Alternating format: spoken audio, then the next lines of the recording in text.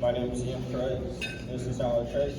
And then there's Hernandez, James, Embley, and Adam Rankin. And we were tasked with designing a housing complex for the 2024 Paris Olympics. And we call it the Rings of Promise.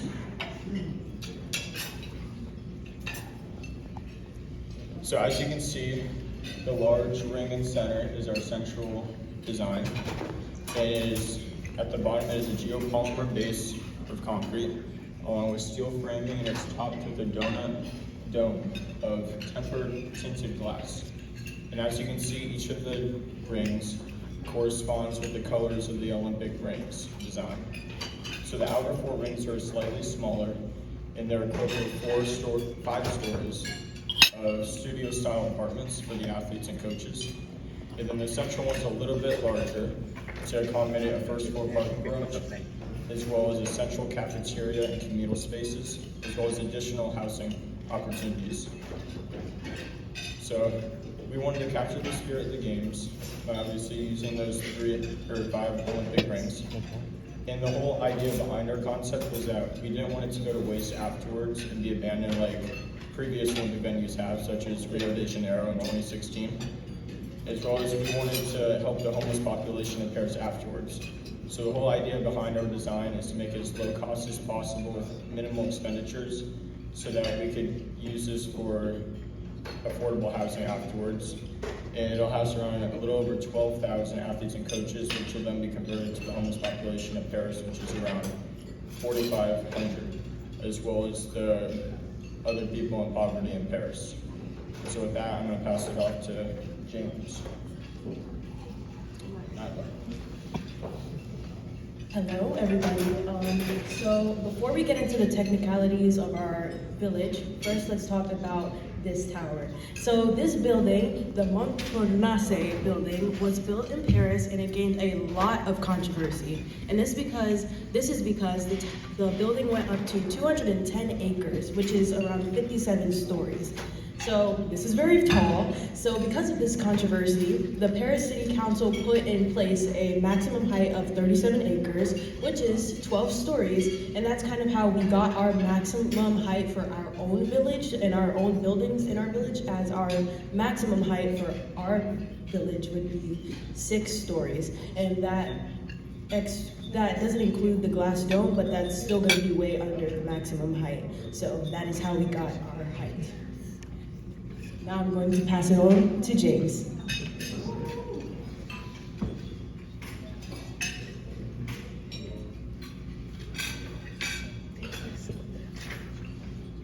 So for our site situation, we initially had decided on a abandoned park within Paris, but we found out that the Vincennes Woods would actually be much better because of its more central location. And we decided to develop a retention pond within it, which will provide for the runoff that will eventually be occurring because of how long it will exist. There will be a 15-minute car bus ride for the Stade de France to Central Paris. There will be a 25-minute car bus ride to Arc de Triomphe. We'll have a very close proximity to the events that will be occurring for the athletes. I'm passing it on to Nyla.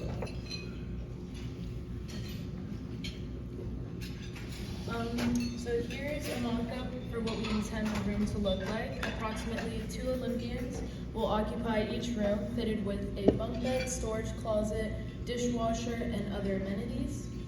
And you may be wondering why our rooms have so many appliances, but this is due to the fact that for after use, we want to prioritize future residents and ensure that they have all the amenities that they need. So they will later be converted into studio apartments, and here are some of the parameters. We have about 144 rooms per floor, and the central building also has 160 rooms per floor, and in total there will be about 6,000 rooms with a 12,500 person capacity. So we wanted to implement sustainability, so here are some of the room specifications. And a small problem we encountered while doing the design process was accessibility. So we quickly altered our way of thinking and accommodated for the various ramps, wheelchair ramps, and measurements that we needed to have in order to comply with Article 9 of the Convention on the Rights of Persons with Disabilities, so we can accommodate for Paralympic athletes and persons with disabilities who would later become future residents. And here are some of the communal spaces that will provide various amenities for the athletes and future residents. Each ring is enclosed with a tinted timbered glass donut that, aside from providing natural light, will also serve as a way for us to collect rainwater and in turn recycle that water as either irrigation or other forms of use. And there's open space, open greenery within the rings that will also serve as a way for athletes to have their own recreational activities within each ring. And I'll be passing it back to James. For the transportation systems, we're going to connect the current bus routes that exist with a new one that we will develop. It will allow for ease of access for the athletes and future residents that will live within the Rings of Progress. The system of roads and concrete pathways that connect the rings will allow for parking around the outer four rings. Within the central building, there will be a parking hub on the first floor. It will also allow for bus stops. I'm passing it on to Adam.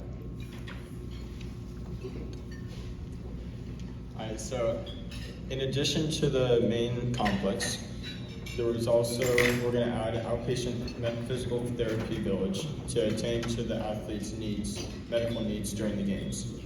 So basically, there are 18 structures, little mini medical stations, and they're combinations of 2 8x20 foot shipping connexes that you'd see on like a shipping ship. And each one is equipped with 10 energy efficient solar panels to fuel those stations. As well, this whole thing is northeast of the complex. It's within walking distance. And we're connecting this to the complex with removable pavement slabs so that they can be removed after the games, as well as the connexes, which can be shipped off to various places in need so that we can return the area to its natural environment after. And off to Adam. So this is our cost. The total cost is around $814 million. That may seem a lot, but that comes in 2 parts. First, we have the green roof, which is sort of a premium, as green roof buildings tend to cost around 7% more, but that comes with a return on less expensive cooling, heating throughout the year, and it also replaces the natural landscape so we could keep the area healthy and green.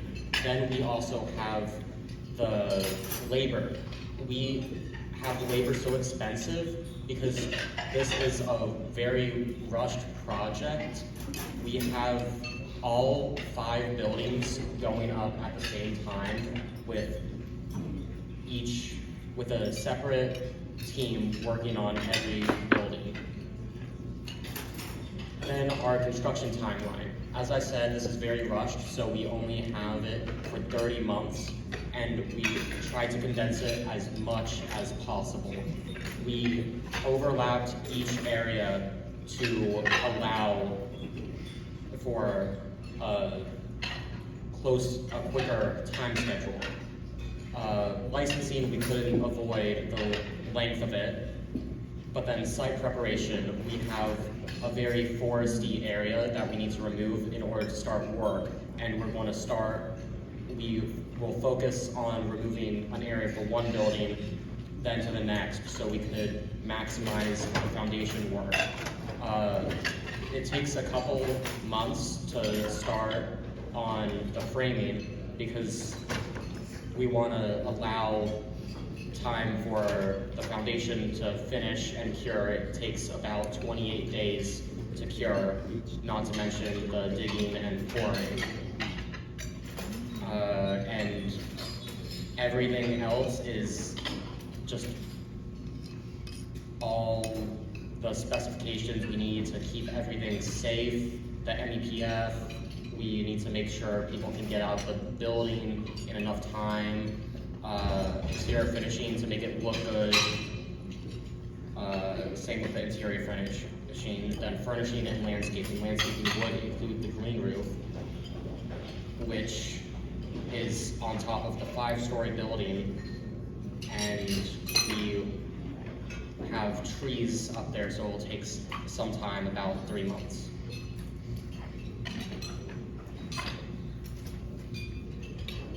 All right, thank you. These are our final sketches just to look at, and I'm sure we went well over 10 minutes, so thank you for listening.